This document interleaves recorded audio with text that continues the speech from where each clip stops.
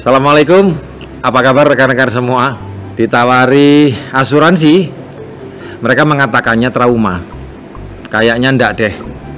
Sudah pernah punya pengalaman sebelumnya nggak bagus. Dan kayak orang bodoh saja kalau mau mengambil asuransi. Kon iki jari siapa? Tidak mungkin keledai akan jatuh di lubang yang sama. Sebaiknya asuransi dihindari. Ada cerita tentang Romli dan Bunali. Akhirnya Romli membuat sebuah toko kelontong. Apa aja sudah tersedia. Mulai dari jual beras, jual gula, jual makanan, kebutuhan barang pokok, termasuk makanan buat binatang. Toko yang dibuka sama Romli ini lumayan sepi. Dan siapa lagi yang beli kalau tidak Bunali, sahabatnya. Datanglah Bunali, dia mengatakan, "Saya mau beli." Begitu dia masuk, kemudian dia bawa makanan burung.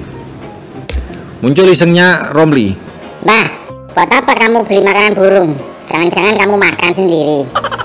Itu khusus untuk yang punya burung."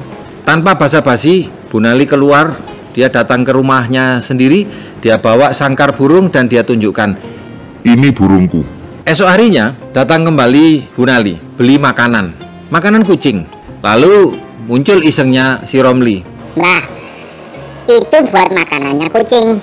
Emang kamu punya kucing? Kalau kamu nggak punya kucing, jangan dibeli, nanti kamu makan sendiri."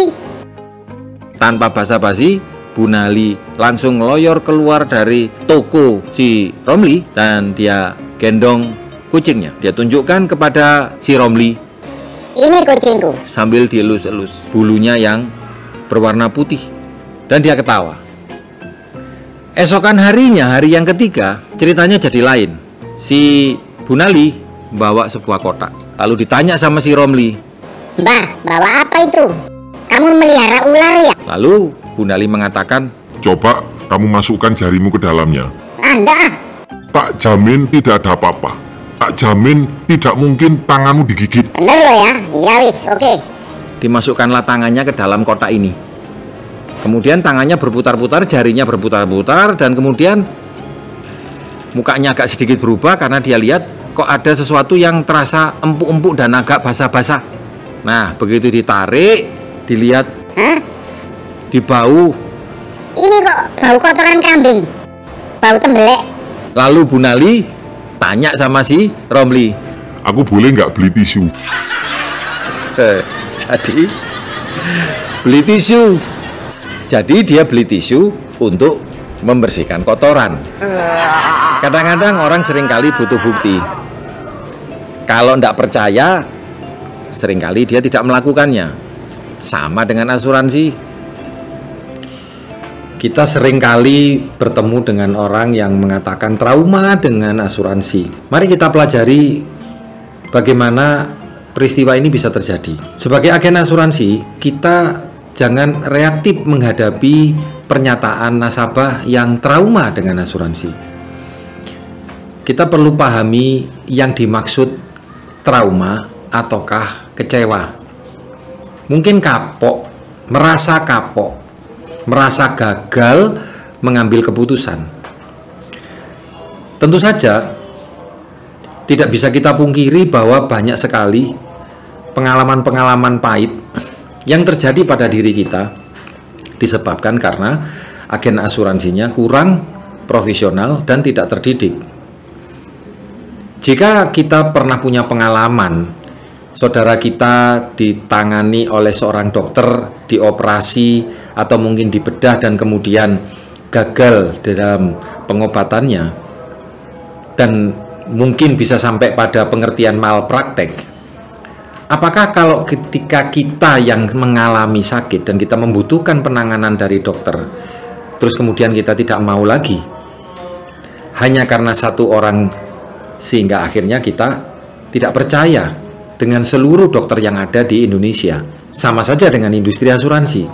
Hanya karena ada satu agen yang kurang tepat di dalam melakukan proses pemasarannya, sehingga akhirnya dia tidak mau lagi, jatuh dua kali.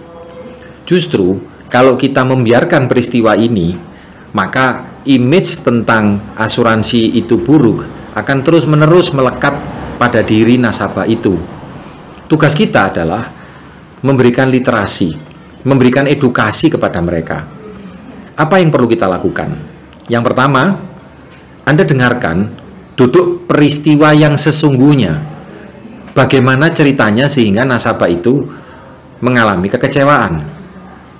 Dengarkan dengan sungguh-sungguh. Sumber masalahnya dari apa? Apakah karena dari pihak agen yang mis-selling, salah jual, menjanjikan sesuatu yang tidak ada, menjanjikan sesuatu yang tidak tertuang di dalam polis itu, ataukah karena nasabahnya sendiri yang nakal? Karena yang saya tahu, satu, karena agennya yang nakal, dua, karena nasabahnya yang nakal. Anda jangan begitu saja percaya 100% dengan apa yang disampaikan oleh nasabah, karena boleh jadi karena dia tidak tahu sehingga dia menganggap itu benar. Sering kali saya jumpai, dia sudah tahu bahwa menitipkan uang premi kepada agen itu adalah langkah yang berisiko, tetapi karena dia malas untuk mau belajar bagaimana cara yang benar di dalam melakukan pembayaran, akhirnya dia titipkan kepada agen tersebut hanya supaya dia tidak ribet. Ending cerita, perusahaan asuransi melaporkan bahwa nasabah itu belum melakukan pembayaran. Kekecewaan yang lain karena dia salah persepsi, salah tangkap. Nah, itulah pentingnya seorang agen asuransi perlu menjelaskan kembali klausul yang melekat di dalam kontrak perjanjian polis itu. Ketika polisnya sudah jadi, sangat bijaksana, sangat tepat kalau Anda menjelaskan ulang apa-apa saja yang penting yang harus diketahui oleh nasabah. Dan perusahaan asuransi pasti akan memberikan sebuah garansi yang kita kenal dengan cooling period, masa untuk mempelajari. Ada yang 1 minggu, ada yang 2 minggu. Nah, saya rasa 2 minggu adalah waktu yang sangat cukup untuk melihat pasal-pasal yang ada di dalamnya. Dan ketika dia merasa tidak cocok, sudah, polis itu bisa dibatalkan secara sepihak meskipun nasabah itu sudah membayar, dan itu bisa dikembalikan utuh premi yang sudah disetor. Nah, karena itulah rekan-rekan semua, ketika kita mengalami trauma, seringkali Anda perlu bersikap yang santun, dengarkan apa yang dia alami, dan katakanlah setuju. Artinya apa?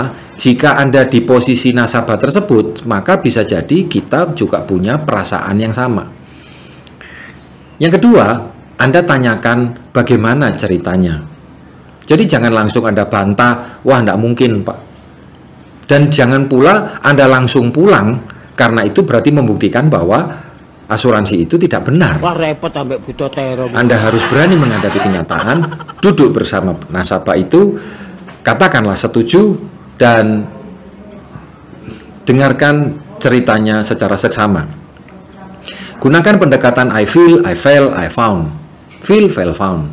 Saya bisa merasakan apa yang pernah Anda alami dulu, dan saya pernah mengalami seperti Anda, dan saya akhirnya menemukan satu perbedaannya.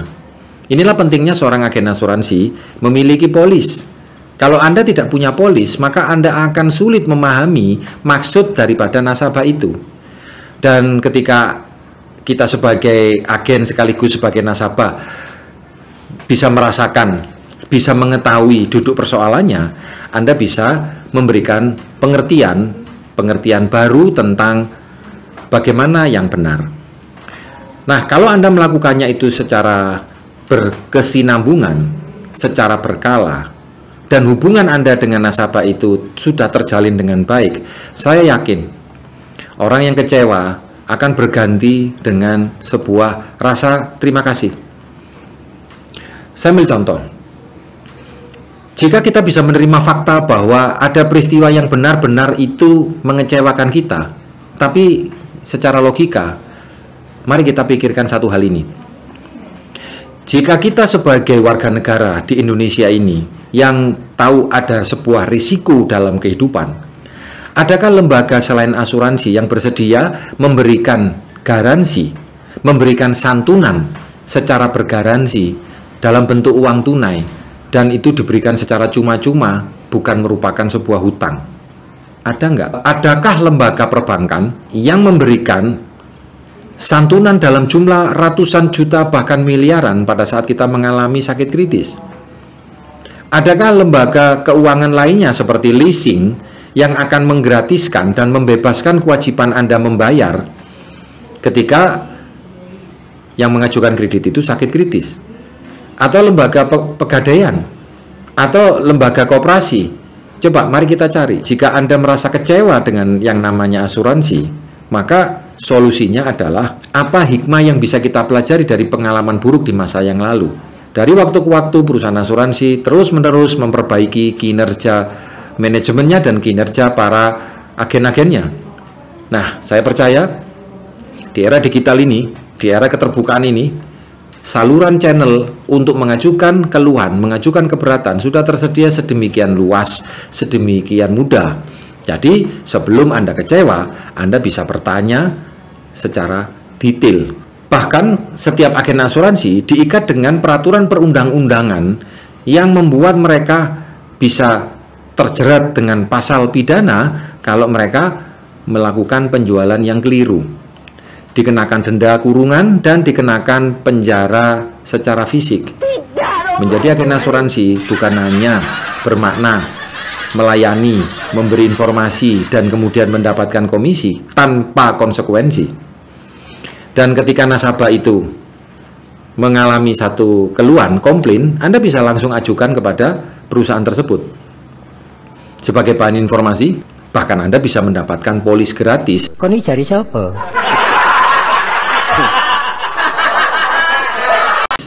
Manakala Anda bisa mendokumentasikan keterangan dari agen asuransi yang menjanjikan secara keliru dalam bentuk tulisan, dalam bentuk chat, dalam bentuk video.